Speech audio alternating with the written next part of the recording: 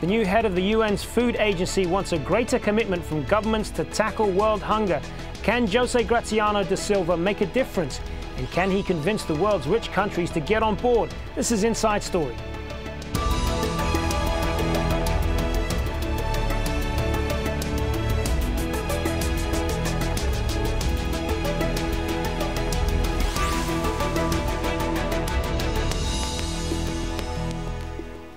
Hello and welcome to the program. I'm Hazem Seeker. Jose Graziano da Silva has formally taken the helm of the United Nations Food and Agriculture Organization, better known as the FAO. He's announced new measures to tackle the global hunger problem by focusing on food security and scaling up support to low-income and food deficit countries. The United Nations says nearly 1 billion people are suffering from chronic hunger, and many countries are still far from achieving the first Millennium Development Goal to halve the proportion of people living in hunger and extreme poverty by 2015. Sonia Gallego has more. The holiday season in the developed world, a time of luxury, indulgence and gastronomic abundance. But in the developing world, it's more like this. Famine-hit Somalia may present an extreme picture, but hunger is a world problem and it's growing. Today, an estimated 925 million people suffer from chronic hunger. That number is expected to rise in 2012. And the issue of food security has never been more urgent. When you get the three aspects, that's political instability, increasing food prices, and extreme weather events, all connecting up, you get real problems for the hungry people of the world. And that's 1 billion of them, because they find that they can no longer afford to buy the food, even if it's available. And obviously, when you've got drought, you haven't got food available anywhere. Hunger is a bigger killer than malaria and other diseases. The UN's Food and Agriculture Organization says eradicating hunger is now one of the main global challenges. The organization's new Director General, Jose Graziano da Silva, is set to push for new policies to combat the problem. In my view, there is one crucial component lacking behind, that is decentralization. In this framework, I give great importance to the role of the regional conference as integral part of FAO governing bodies. It is a way of bringing FAO closer to member countries and promoting a bottom-up approach that will prove extremely useful in the decentralization process. During my mandate, I will also constantly look for additional ways of improving our efficiency, strengthening our technical work, and reducing administrative costs. Good intentions alone are not enough. It was the aim of a program called the First Millennium Development Goal to cut the number of the world's hungry in half by 2015. That is nowhere near close to being achieved. But if the new measures get off the ground and work, it would be the best present hungry children like these could ever receive. Sonia Gallego, Al Jazeera.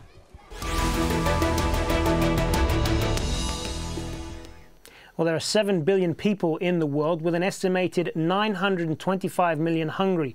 That works out as almost 1 in every 7 worldwide. But where are the worst hit areas? Well, according to the most recent estimates by the Food and Agriculture Organization, Asia and the Pacific dominates the list with an estimated 578 million hungry.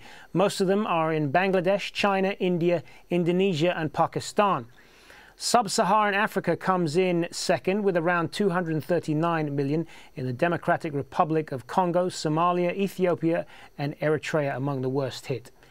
While in Latin America and the Caribbean, hunger and malnutrition affect about 53 million people. Haiti has the highest rate of undernutrition, with 46% of its population going hungry. The Dominican Republic, Nicaragua and Bolivia also head the list. In the Near East and North Africa, 37 million people go hungry, with almost 3.5 million facing hunger in strife-torn Yemen. And it's worth mentioning as well that there is just 19 million hungry people in the developed countries. Well, the new Director General of the FAO, Graziano da Silva, was responsible for leading the design and implementation of Brazil's highly successful Zero Hunger program in 2003. 32 million Brazilians, or over 16% of the population, had overcome poverty by 2011. When da Silva was asked as the head of the FAO about his main approach to eradicate hunger, he said that his idea was quite simple and depends on just three conditions. Let's take a look at them now. Firstly, a political commitment is needed to eradicate hunger in the poorest countries. Da Silva added that Brazil's experience shows that whatever is spent on this regard is rapidly recovered. The second condition of his plan depends on mobilizing national resources and involving other World Food Organizations to be part of the solution. And then working hard to go beyond the Millennium Development Goals. He says it's difficult to mobilize people behind a target like cutting the proportion in half. Instead, absolute goals are required. So, can Jose Graziano da Silva make a difference, and can he convince the world's richest countries to get on board? Well, to answer these and more questions, we hope, we're joined by our two guests. In London, we have Duncan Green, Head of Research at Oxfam UK, and in Nairobi, Aly-Khan Satchu joins us, proprietor of the online financial portal rich.co.ke. Welcome, gentlemen. Duncan Green, if I could start with you. Now, Mr. da Silva, as we just saw there, has an impressive track record of eradicating hunger in his own country, in Brazil. But can he effectively apply those principles to combating hunger worldwide? I think a big part of the answer to that question will depend on whether he can change the FAO as an organisation. The FAO is committed to big internal reforms. It's got to become more transparent, more effective, and it's got to decentralize so that it spends less of its time talking to itself in Rome and much more time out listening to food producers, small farmers, hungry people out in the field, as they call it. And I think his kind of can-do past is going to be very helpful, because we don't want another bureaucrat. What we need is somebody who's actually going to move things along in the FAO. Aly-Khan Satchu, what's your view on this? Is he the right man for this job? Well, I think he's coming out of a country which has really transformed its agricultural sector, as you correctly noted. And if anybody has the experience to look at this problem very critically, I think it's likely to be this gentleman here. But having said that, I think the food markets have been in disequilibrium now for quite some time. And I think it's a little bit like herding cats. Everybody's very aware of their own national interest. You've got regimes very worried about the correlation between food prices and revolution, and therefore I think everybody is really fighting a lonely furrow. They're not looking at it in the context of 7 billion people. So I'm not so sure that there is a silver bullet to fix the agricultural problem. In fact, if I had to put my money where my mouth is, I would be betting on the price of food escalating further because of the construct of the global marketplace, the increasing appetite for investors and speculators to participate in the food markets, the weather situation, the number of people there are out there. All of these are creating, as far as I can see, a perfect storm which is going to continue to rage unabated. And I think it's going to be a very big challenge for the FAO to deal with this. Yeah, Duncan Green, a huge challenge here, not only in the other things that you mentioned as far as the leadership and the framework within the FAO itself, but within the problems in the world right now, differences in development, food prices and so on. I mean, this isn't Brazil that he's dealing with right here. He's got to deal with several different governments, different cultural issues and so on. No, it's a huge challenge. I mean, he's got to help the world food system essentially run up a down escalator, in that, as the previous speaker mentioned, you've got climate change, you've got food prices going haywire, you've got the number of hungry people having actually fallen for decades, has been rising since the mid-90s. So we're in danger of actually going into reverse on this kind of thing, which is why what we need is a really dynamic UN organisation like the FAO could be, to lead the conversation between governments. It will always be a national, food and food security will always be primarily a national issue. But what can the UN provide to help reconcile the conflicts, to help move the system forward and actually produce prosperity within the environmental limits of the earth? And this is the kind of big challenge for the next 30, 40 years, and the UN has got to play a big part of that. Aly-Khan, Satchu, how do you get so many countries to sign up to this plan, particularly the developed countries? And as we've reported extensively over the past year, a lot of them are dealing with their own chronic economic problems right now, the United States and most of Europe, to mention a few. So the problem is that, I mean, the issue of world hunger, as acute a problem as it may be, is it really high enough on their radar for them to deal with right now? Well, just looking at the numbers, it's not very high on the radar of the developed countries because it's not a problem that they're having to really tackle. It's a problem that is much more on the periphery and on the frontier. And, peripheral and frontier countries have less of a voice in the affairs of the world. And I think it's increasing that share of voice that's essentially the problem. And I think, the other problem is, you look around us, look at Europe, look at everywhere you care to look. Policymakers are way behind the curve. They're unable to coordinate, their responses and get significant traction behind them. And I think the food markets are infinitely more complex than, for example, Europe is. If you just have to look at what's happened in the last 2 years, and you can see that any country is going to be keener on protecting its own situation than on embarking on some coordinated plan across the globe. And I think that's the very, very difficult thing to currently square off. And I'm not sure I have evidence that there is anybody or any country that is dealing with this or ready to deal with this in the way that it needs to be dealt with. I think we're going to be driven to the very end of the precipice before we see some serious action from anywhere. Duncan Green, what's your view on this? With all of the economic problems that the world's industrialized nations are dealing right now, to put combating world hunger on their list, how do you convince them to do that and to convince them that this is a major problem? Well, the first thing to do is to find out the win-wins, the things where, because of misunderstandings or bad ideas, we're actually doing things in the rich world which are not helping us and not helping other people. So, for example, subsidies to biofuels, which are actually displacing food crops and pushing food prices up and not doing anything about climate change, is an area. Fossil fuel subsidies.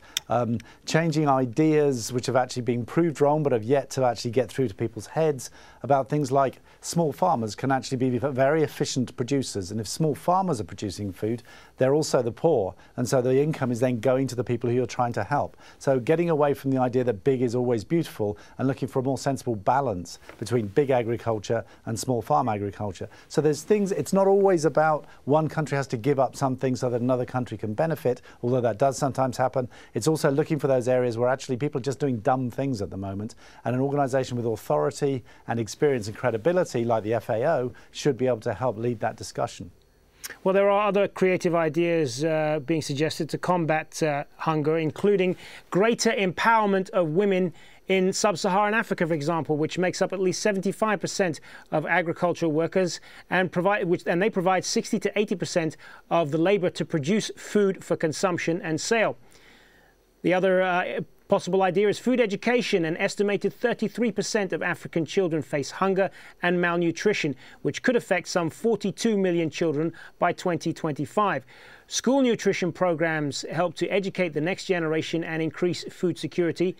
And adaptation to climate change investment will have to take into account the worsening climate in some of the most vulnerable areas of the world. Future programs will need to combat increasing desertification and drought. So a number of ideas there to tackle the world hunger problem. I want to start with the issue of women and getting empowering women to be part of the workforce to a greater extent in some of these countries. And this speaks to a lot of cultural issues here. And that's a real obstacle in a lot of developing countries. Aly-Khan, Satchu. Well, I'm all for women's empowerment. I think that should be the theme for the 21st century. I think women should be empowered in the Arab world, they should be empowered in sub-Saharan Africa, and I really see it as a panacea and a way forward. And I think we'll get more and more of a win-win type sensibility coming into the game if we empower women. In terms of sub-Saharan Africa, as you correctly note, there are lots of smallholders, and the land is predominantly tilled by the women, and I think there's no reason why we can't empower them. In fact, women have been proven to be a far better credit risk than men. Grameen Bank, the Bangladeshi microfinance bank, was essentially founded on that thesis, that if you lent to the women, you're more likely to get paid back, and the money would be spent on the right thing, not just drinking beer at the end of the month. So I absolutely agree with you. My problem here in sub-Saharan Africa, and I don't know what Mr. Green might think, is we've got a phenomenal land grab going on, which people are talking about. This is further disempowering lots of people who were actually tilling the land, not necessarily incredibly efficiently, but if we'd empowered them, they might be able to do a much better job. But there is a phenomenal land grab going all over the African continent, from whether when you talk about land grab, sorry, you're talking about countries up from outside who are taking that land and using it themselves at the expense of local people. They're being That's right. They're being conceded hundreds of thousands of acres at a peppercorn rent of about $1, $1.50 in some cases per hectare per year in Ethiopia, as far as I can see. These deals are patently egregious and are going to come back, the blowback from them is going to be very, very vicious, especially in a situation where we've got these big conglomerates exporting food to their home countries at a time when you've got a drought in the country from which they're exporting. And that's, for me, I think, we've got so many problems down the road, and that's one of them, especially in sub-Saharan Africa. And, people talk about sub-Saharan Africa as being a granary, a place where we could feed the whole world. And Congo is probably the closest example to Brazil that I can think of. But look at its current state of play, and I can guarantee you the government would be very keen for small amounts of money and would be prepared to cede large amounts of land for very, very long periods, which will further compound the problem. Let's get Duncan Green's view on that then. How acute is this problem of the land grab by foreign corporations from outside? Very important, but I didn't want to lose the issue of women in agriculture, because actually that's one of my few worries about the way the FAO is going at the moment, is that it hasn't actually picked up. And the new Mr. Graziano has not actually picked up this issue, that if you just gave women equal access to credit, equal access to ownership, to the kind of extension services that governments provide, the calculations are that you could feed another 150 million people, because actually they would produce more food. So there's a really important kind of practical reason for it, quite apart from the issue of equal rights, that actually needs to be picked up by the FAO. The kind of statistics you mentioned earlier actually come from the 1970s. There's been very little research. The FAO needs to give much more priority to this. On the issue of land grabs, Oxfam's terribly concerned about this. We're seeing exactly this process in a number of countries where, because food prices have gone up, land has become more valuable, water that goes with the land has become more valuable, and so big investors are coming in. Some of them are from overseas, some of them are internal. Not all land grabbing is an international event. Sometimes it's just big guys coming in, big firms coming in and pushing off small farmers, as has happened for many years, but it's accelerated because of this high food price problem. And governments need to be helped to find the right way to make sure that foreign investment or other investment actually benefits local people, rather than become this kind of grabbing exercise which actually harms everybody. Let's turn to the issue now of donor fatigue, because that's something that's a word that's used quite a lot when we're talking about global hunger, which unfortunately is a problem that we've had for many years now. How much of a challenge is that in trying to convince the richer countries to give money where it's needed, when this is a problem that's been going on for so long now? That to Aly-Khan, Satchu. Well, I think it's a very big problem. I think the nature of the 21st century and the world we live in now is that until we see the pictures of starving children on our television screen, you know, that is the call for action, and then we react to that. We send a lot of money, we do whatever we have to do, but in between, what exactly are we doing to assist the situation? And it seems to me the intensity now of droughts, especially in the Horn of Africa, has increased. The problem seems to me to be much more intense than it ever was before. And therefore, I find that our responses are sort of firefighting. We see a problem, we feel sympathetic, we pump some money in, we walk away and forget about it till the next time it pops up on our TV screen. And I think the issue is how to raise the visibility of the problem and then, you know, respond to it in a constructive medium-term manner. And the further problem is a lot of these big donors currently are under great pressure themselves economically, and it's going to become more and more tricky for them to shovel money abroad at a time when they've got large numbers of their own people unemployed, out on the streets in Europe in many places. So I think there's a complexity around that which needs to be addressed, and I'm not sure how it is addressed and how we raise the awareness levels amongst people. Duncan Green, you're nodding in agreement to some of that? Absolutely. I mean, we've got a situation now where it's as if when a fire breaks out, people say, oh dear, there's a fire. Could someone please contribute some money so we can buy a fire engine? That's actually what's happening with major hunger events at the moment. There's very little money in the kitty. When it looks like a famine is coming, then the FAO and the other international organisations have to start appealing for funds from the richer country governments.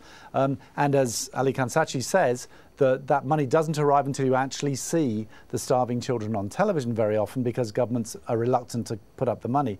It's an incredibly wasteful system because it then costs much more to make things better and to get things back on track than if you spend the money early on and actually prevent the famine from breaking out in the first place. So you've got a very incompetent and wasteful system which causes needless human suffering. And again, I think there is a role for the FAO in this. If the FAO can actually get the message across that if you have a more effective firefighting system, you will actually save money as well as save lives, then I think maybe it can work. On the aid issue, I think we're facing a very difficult few years. The Spanish government's just massacred its aid budget in the last couple of days in response to the euro crisis, and we're going to see a lot of governments under huge pressure.